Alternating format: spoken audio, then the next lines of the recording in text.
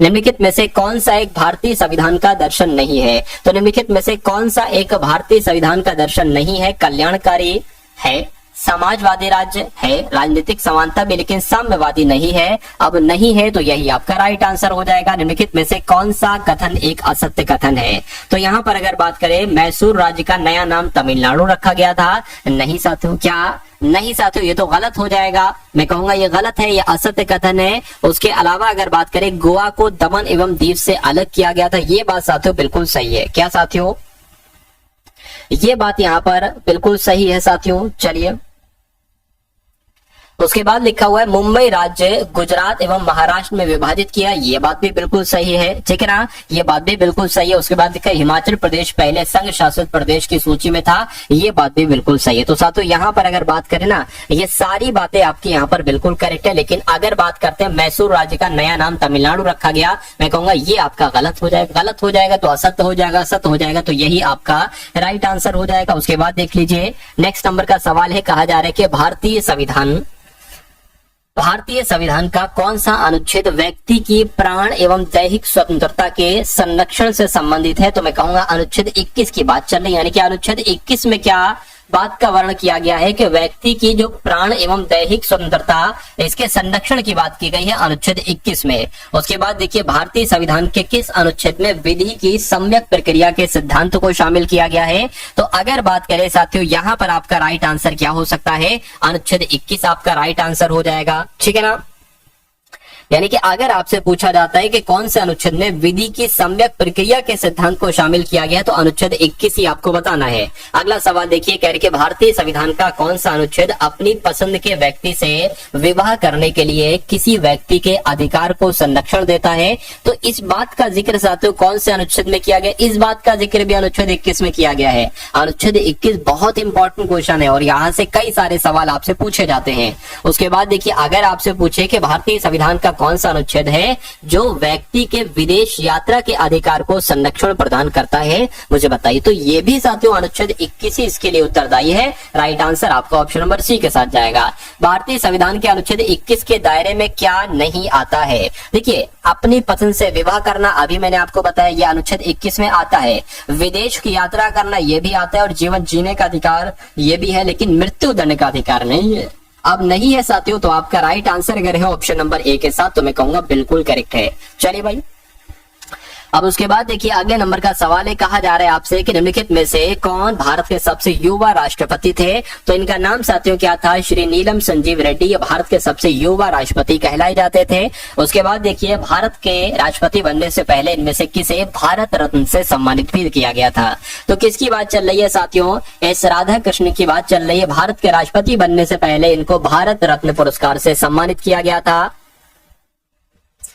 उसके बाद देखिए, कह रहे कि निलंबन वीटो प्रयोग की स्थिति में राष्ट्रपति विधेयक अपने पास रख लेते हैं या बिल को पुनर्विचार के लिए भेज देते हैं? बिल्कुल साथियों, निलंबन जब वीटो होता है ना, तो निलंबन वीटो में साथियों, निलंबन वीटो प्रयोग की स्थिति में राष्ट्रपति बिल को पुनर्विचार के लिए भेज देते हैं। इसलिए सही जवाब आपका ऑप्शन नंबर बी के साथ जाएगा। राष्ट्रपति के चुनाव में कौन से सदस्य मतदान नहीं करते हैं परंतु उपराष्ट्रपति के चुनाव में मतदान करते हैं? तो ये क्वेश्चन बहुत शानदार है, आपके एग्जाम में साथियों पूछा जा सकता है। तो मैं कहूंगा साथियों, यहाँ पर राज्यसभा के सदस्य, लोकसभा के सदस्य या संसद के मनोनीत सदस्य, यानी कि संसद के मनोनीत सदस्य आपका राइट आंसर होगा राष्ट्रपति के चुनाव में, ठीक है ना। क्योंकि राष्ट्रपति तो एक तरीके से इनको चुनते हैं, ठीक है। राष्ट्रपति के चुनाव में सदस्य मतदान नहीं कर सकते जो संसद के मनोनीत सदस्य होते हैं, लेकिन उपराष्ट्रपति के चुनाव में साथियों ये एक तरीके से मतदान दे सकते हैं मनोनीत सदस्य। भारत में दूसरा उच्च संवैधानिक पद कौन सा होता है? तो कौन सा होता है साथियों? पहला राष्ट्रपति, दूसरा उपराष्ट्रपति। इसलिए right answer option number A हो जाएगा। उपराष्ट्रपति के शपथ या प्रतिज्ञान संबंधी प्रावधान संविधान के किस अनुच्छेद में बताए गए हैं? तो मैं कहूंगा साथियों, कौन से अनुच्छेद में बताया गया? अनुच्छेद 69 में बताया गया है। उपराष्ट्रपति के शपथ के बारे में बताया गया है। उसके बाद देखिए, भारत के उपराष्ट्रपति को शपथ कौन दिलाते हैं? तो भारत के उपराष्ट्रपति को शपथ कौन दिलाते हैं? राष्ट्रपति साहब ही शपथ दिलाते हैं। उसके बाद देखिए, भारत के उपराष्ट्रपति का पद कितने समय के लिए होता है? तो भारत के उपराष्ट्रपति का पद कितने समय के लिए होता है? मैं कहूंगा 5 वर्षों के लिए होता है। राइट आंसर आपका डी के साथ जाएगा। भारत के उपराष्ट्रपति को पदच्युत करने संबंधी प्रस्तावित किया जा सकता है। अब इस सवाल को देखिए, और इस सवाल का साथियों राइट आंसर बताइए। देखिए भारत के क्या लिखा हो, बहुत ध्यान से सुनिएगा, यानी कि भारत के उपराष्ट्रपति को पदच्युत करने संबंधी प्रस्तावित किया जा सकता है केवल लोकसभा में, केवल राज्यसभा में, ठीक है ना, या केवल संयुक्त बैठक में, किसी भी सदन में। कहूंगा केवल राज्यसभा में प्रस्तुत किया जा सकता है। राइट आंसर आपका ऑप्शन नंबर डी के साथ जाएगा। चलिए भाई, अब उसके बाद देख लीजिए अगला सवाल है, कह रहे कि 1964 में पंडित जवाहरलाल नेहरू की मृत्यु के बाद भारत के कार्यवाहक प्रधानमंत्री कौन बने थे? तो कौन बने थे? गुलजारी लाल नंदा 1964 में पंडित जवाहरलाल नेहरू की मृत्यु के बाद भारत के कार्यवाहक प्रधानमंत्री बने थे। अगला सवाल है, कहा जा रहा है कि भारत के प्रधानमंत्री के सेवानिवृत्त होने की उम्र क्या है? तो भारत के प्रधानमंत्री की सेवानिवृत्त होने की उम्र कोई नहीं है, ठीक है ना, कोई नहीं है, जब तक जीतते जाएं, जब तक बनते जाएं। उसके बाद देखिए इनमें से किसने भारत के प्रधानमंत्री के रूप में सबसे अधिक समय तक कार्य किया है? तो किसकी बात चल रही है? क्या आपका राइट आंसर हो सकता है? देखिए और मुझे बताइए। चलिए फटाफट साथियों आप लोग यहाँ पर बता दीजिए राइट आंसर आपका यहाँ पर क्या हो सकता है। तो अगर आपका जवाब पंडित जवाहरलाल नेहरू है तो मैं कहूंगा कि भारत के प्रधानमंत्री वो पंडित जवाहरलाल नेहरू थे जिन्होंने सबसे अधिक समय तक काम किया था। भारत के प्रथम गैर कांग्रेसी प्रधानमंत्री कौन थे? तो भारत के प्रथम गैर कांग्रेसी प्रधानमंत्री कौन थे? मोरारजी देसाई थे। कौन थे साथियों? मोरारजी देसाई थे। अगला सवाल है, कह रहे कि भारत के पहले प्रधानमंत्री जिनकी हत्या की गई थी, यानी कि ऐसे कौन थे साथियों? मैं कहूंगा इंदिरा गांधी की 1984 में साथियों हत्या की गई थी। आप सभी लोग यहाँ पर याद रखेंगे। अगला सवाल है आपकी स्क्रीन पर, लाल बहादुर शास्त्री का जन्म कब हुआ था? तो इनका जन्म देखिए 2 अक्टूबर को महात्मा गांधी का भी जन्म हुआ था और 2 अक्टूबर को लाल बहादुर शास्त्री का भी जन्म हुआ था, इसलिए 2 अक्टूबर आप लोग ध्यान रखें। अब यहाँ पर एक तो ये है और एक ये है। 1869 में महात्मा गांधी जी का जन्म हुआ था, लेकिन अगर बात करते हैं 1904 में तो ये लाल बहादुर शास्त्री जी का जन्म हुआ था। आंसर आपका जाएगा बी के साथ। उसके बाद देखिए अगला सवाल है आपकी स्क्रीन पर, देखिए लाल बहादुर शास्त्री का कार्यकाल कब से कब तक भारत के प्रधानमंत्री के पद पर रहा था? तो मैं कहूंगा 1964 से लेकर 1966 तक लाल बहादुर शास्त्री जी भारत के प्रधानमंत्री के पद पर आसीन रहे थे। उसके बाद देखिए निम्नलिखित में से किस प्रधानमंत्री का कार्यकाल 13 दिनों का था? तो यहाँ पर अगर 13 दिनों की बात आ जाए या 14 दिनों की बात आ जाए तो अटल बिहारी वाजपेयी आपको बतला देना, यानी कि अटल बिहारी वाजपेयी का एक बार कार्यकाल सिर्फ 13 दिनों का भी रहा था। उसके बाद देखिए निम्नलिखित में से किस अवधि के दौरान मोरारजी देसाई भारत के उप प्रधानमंत्री रहे थे? तो मैं कहूंगा 1967 से 1969 की जब हम बात करते हैं तो साथियों मोरारजी देसाई भारत के उप प्रधानमंत्री रहे थे। चलिए अब उसके बाद देख लीजिए, कह रहे कि 11वीं पंचवर्षीय योजना में अभी साथियों करंट अफेयर के सवाल भी आएंगे। जो इंपॉर्टेंट क्वेश्चन है ना साथियों, सबसे शानदार सबसे इंपॉर्टेंट क्वेश्चन है करंट अफेयर के, वो भी साथियों इस क्लास में मैंने लिए हैं। 11वीं पंचवर्षीय योजना से संबंधित कारीगरों को marketing support and services scheme के द्वारा सहयोग दिया गया।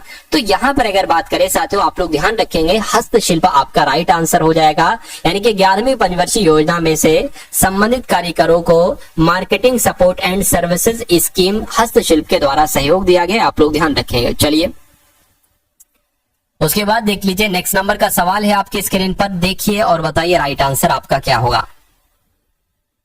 देखिए यहां पर अगर बात करें, इसको थोड़ा सा मैं आपको सही से समझा दूं।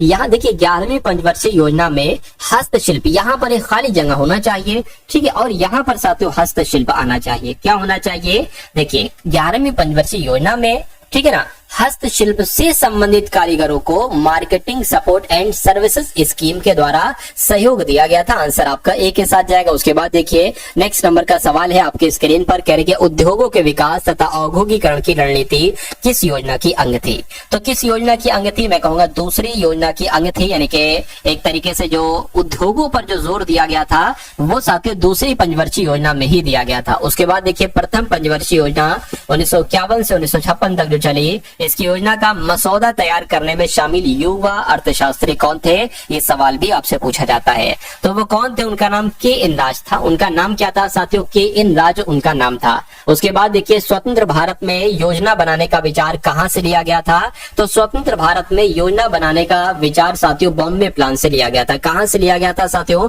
बॉम्बे प्लान से लिया गया था। आप सभी लोग याद रखेंगे। उसके बाद देखिए किस पंचवर्षीय योजना के अंतर्गत समाज के समाजवादी ढांचे की स्थापना का संकल्प लिया गया था, मुझे बताइए। तो मैं कहूंगा साथियों दूसरी पंचवर्षीय योजना आपका राइट आंसर हो जाएगी, यानी कि दूसरी पंचवर्षीय योजना के अंतर्गत समाज के समाजवादी ढांचे की स्थापना का संकल्प लिया गया था, जिनका भी आंसर बी मैं कहूंगा बिल्कुल करेक्ट है। हाल ही में किस देश ने हैजा प्रकोप की घोषणा की? तो यहाँ से साथियों पूरे के पूरे लगभग 20 सवाल हम लोग देखेंगे करंट अफेयर के, और यहाँ से कई सारे क्वेश्चंस आप देखेंगे कि आपको आपके एग्जाम में देखने को मिलेंगे करंट अफेयर के। तो अभी आप लोग ध्यान रखेंगे साथियों, सूडान की जब हम बात करते हैं, सूडान देश ने अभी हाल फिलहाल में हैजा प्रकोप की घोषणा की थी। उसके बाद देखिए मान्यवाड़ी गांव ये जो है ना, ये किस राज्य का पहला सौर गांव बन चुका है? तो आप लोगों को मालूम होना चाहिए महाराष्ट्र का ये गांव है, जिसका नाम है साथियों मान्याचीवाड़ी गांव। ये महाराष्ट्र का पहला सौर गांव बन चुका है। उसके बाद देखिए किस देश की विदेश मंत्री भारत की आधिकारिक यात्रा पर नई दिल्ली पहुंची है? तो किसकी बात चल रही? मैं कहूंगा जापान की बात चल रही, यानी कि जापान देश के विदेश मंत्री थी, भारत की आधिकारिक यात्रा पर नई दिल्ली पहुंची है, जापान की विदेश मंत्री है। उसके बाद देखिए अगला सवाल है आपकी स्क्रीन पर, पूछा आपसे जा रहा है साथियों, पैतोंग गटार्न शिनवात्रा को किस देश का प्रधानमंत्री नियुक्त किया गया है? तो ये थाईलैंड के प्रधानमंत्री बने। कौन साथियों? पैथोंग गटार्न शिनवात्रा ये थाईलैंड के प्रधानमंत्री नियुक्त किए गए हैं। बैडमिंटन जूनियर चैंपियनशिप 2024 का आयोजन कहां पर किया गया है? तो साथियों कहां पर किया गया है? चीन में किया गया है बैडमिंटन जूनियर चैंपियनशिप 2024 का आयोजन। उसके बाद देख लीजिए करके छठी भारत ऑस्ट्रेलिया समुद्री वार्ता ये कहां पर आयोजित हुई है? ये साथियों कैनबरा में आयोजित हुई है। कहां पर आयोजित हुई है? छठी भारत ऑस्ट्रेलिया समुद्री वार्ता साथियों कैनबरा में आयोजित हुई है। उसके बाद देखिए उत्तर भारत की सबसे बड़ी फ्लोटिंग सौर परियोजना कहां पर शुरू हुई है? तो मैं कहूंगा साथियों कि यहाँ पर आपका राइट आंसर जो जाएगा वो ओमकारेश्वर के साथ जाएगा, यानी कि उत्तर भारत की सबसे बड़ी फ्लोटिंग सौर परियोजना का जो शुरू हुई है वो साथियों ओमकारेश्वर में ही हुई है। उसके बाद देखिए भारत और किस देश ने समुद्री सहयोग बढ़ाने के तरीकों पर चर्चा की है? तो यहाँ पर अगर साथियों बात करते हैं ना तो वियतनाम आपका राइट आंसर हो जाएगा। चलिए तो भारत और वियतनाम देश ने समुद्री सहयोग बढ़ाने के तरीकों पर चर्चा की है, राइट आंसर आपका ऑप्शन नंबर बी के साथ जाएगा। उसके बाद देखिए अगले नंबर का सवाल है आपकी स्क्रीन पर साथियों, देखिए और मुझे बताइए आपका राइट आंसर क्या होगा। चलिए देखिए यहाँ पर साथियों अगर हम लोग बात करें कि 2024 में कितने लोगों को देश के सर्वोच्च सम्मान भारत रत्न से सम्मानित किया गया है, तो कितने लोगों को किया गया है? 5 लोगों को किया गया है, ये गिनती आप लोग ध्यान रखेंगे। उसके बाद देखिए नेक्स्ट नंबर का सवाल है कि वर्ष 2024 के लिए पंडित लच्छू महाराज पुरस्कार से सम्मानित किया जाएगा। किसको साथियों? पंडित राजेंद्र गंगनबाई गंगा नबाई इसका राइट आंसर हो जाएगा। उसके बाद देख लीजिए कह रहे 2024 में कांस फिल्म महोत्सव में सर्वश्रेष्ठ अभिनेत्री का पुरस्कार जीतने वाली पहली भारतीय कौन बनी है? तो कौन बनी है साथियों? अनुसुईया सेनगुप्ता इनका नाम है, और कांस फिल्म महोत्सव में सर्वश्रेष्ठ अभिनेत्री का पुरस्कार इनको ही दिया गया है, अनुसुईया गुप्ता जी को। सार्वजनिक सेवा के लिए 2024 पुलित्जर पुरस्कार से किसको सम्मानित किया गया? तो ये एक संस्था है साथियों, इसका नाम है प्रो पब्लिका संस्था, इसको ही सार्वजनिक सेवा के लिए 2024 का पुलित्जर पुरस्कार दिया गया है। उसके बाद देखिए अगले नंबर का साथियों सवाल है, कह रहे कि राष्ट्रीय सुरक्षा गार्ड के महानिदेशक के रूप में किसको नियुक्त किया गया है? तो नलिन प्रभात जी को राष्ट्रीय सुरक्षा गार्ड का महानिदेशक बना दिया गया है। अगला सवाल है, कह रहे कि आकाशवाणी समाचार के महानिदेशक के रूप में नियुक्त किया गया है। तो मौसमी चक्रवर्ती जी जो है ना, ये आकाशवाणी समाचार के महानिदेशक साथियों बन चुके हैं, राइट आंसर आपका बी के साथ जाएगा। बी के साथ नहीं बल्कि ए के साथ जाएगा। उसके बाद देखिए इदाशिशा नोंगरांग को किस राज्य की पहली महिला पुलिस महानिदेशक यानी कि डीजीपी के रूप में नियुक्त किया गया? तो क्या आपका राइट आंसर होगा? मैं कहूंगा मेघालय आपका सही जवाब हो जाएगा, यानी कि इदाशिशा नोंगरांग को मेघालय राज्य की पहली महिला पुलिस महानिदेशक के रूप में नियुक्त किया गया। क्वेश्चन बहुत इंपॉर्टेंट है। उसके बाद देखिए भारतीय दूरसंचार नियामक प्राधिकरण के जो नए सचिव नियुक्त हुए हैं उनका नाम क्या है? तो उनका नाम अतुल कुमार चौधरी है। क्या नाम है साथियों? अतुल कुमार चौधरी उनका नाम है। अब उसके बाद देखिए वर्ष 2024 में भारत के नए नौसेना प्रमुख के रूप में किसको नियुक्त किया गया है? तो दिनेश कुमार त्रिपाठी को। क्या 2024 की अगर बात करते हैं भारत के नए नौसेना प्रमुख कौन बने हैं? तो दिनेश कुमार त्रिपाठी बने हैं। अगला सवाल है, कह रहे कि जून 2024 में राज्यसभा में सदन का नया नेता किसको बनाया गया है? तो साथियों जेपी नड्डा साहब को बनाया गया है, राज्यसभा में सदन का नेता बनाया गया है जेपी नड्डा साहब को। उसके बाद देखिए कर्मचारी राज्य बीमा निगम के महानिदेशक के रूप में किसको नियुक्त किया गया है? तो इनका नाम साथियों कमल किशोर सोन है। क्या कमल किशोर सोन इनका नाम है और कमल किशोर सोन को कर्मचारी राज्य बीमा निगम के महानिदेशक के रूप में नियुक्त किया गया है। अब उसके बाद देखिए आज की इस वीडियो का अंतिम क्वेश्चन आपकी स्क्रीन पर है। देखिए बताइए राइट आंसर क्या होगा। करके प्रधानमंत्री के प्रधान सचिव के रूप में किसको नियुक्त किया गया। क्या मैं ये सवाल का जवाब आपको होमवर्क के लिए दे दूं? तो बिल्कुल साथियों कमेंट सेक्शन में आपको इसका राइट आंसर बतलाना है।